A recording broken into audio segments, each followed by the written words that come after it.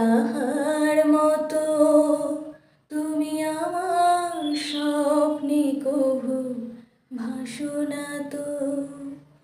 অলির কথা শুনে বকুল হাসে, কই তাহার মতো তুমি আমার কথা শুনে হাসো না তো।